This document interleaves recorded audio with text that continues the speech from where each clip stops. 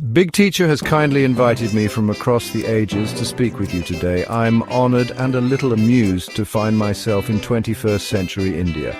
So let me introduce myself the best way I can. Good day, my young friends. I am William Parsons, once the 3rd Earl of Rosse, but known better in the world of stars and science as Lord Rosse. I was born in 1800 in Ireland, a land of rolling green fields and cloudy skies, but I was always drawn to the heavens above.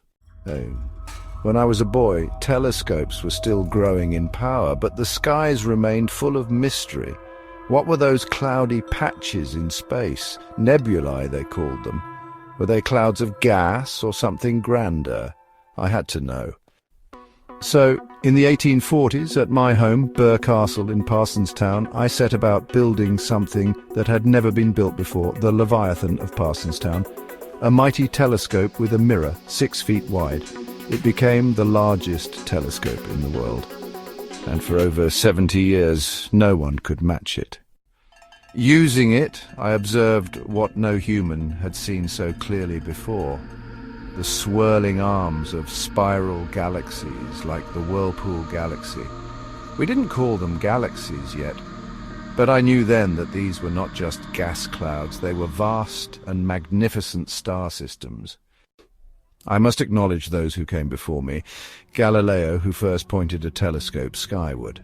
Herschel, who mapped nebulae and discovered Uranus, and countless unnamed craftsmen and thinkers who refined optics and mechanics.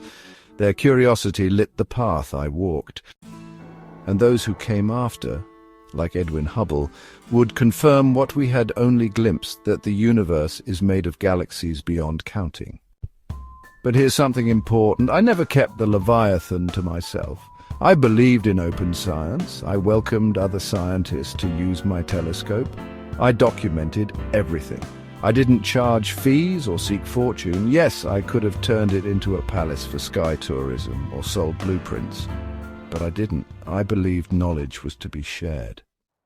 Today my telescope stands restored in Ireland, a monument to what happens when curiosity meets craftsmanship. It welcomes the public as a heritage site and a place for learning. Now, dear students, it is your turn. You're heirs to the spirit of discovery. Use new tools, but also study the old ones. Ask bold questions about the universe. Build things, test them, tinker like I did. Most of all, use your knowledge for good. Share your findings, lift others up, and let science remain a light for all. Remember, I looked up at the stars and saw spirals. You may look up and see answers to questions we haven't even dreamed of yet. Thank you, Big Teacher, for this invitation, and thank you, young minds, for listening. The sky is still open. Will you build your own Leviathan?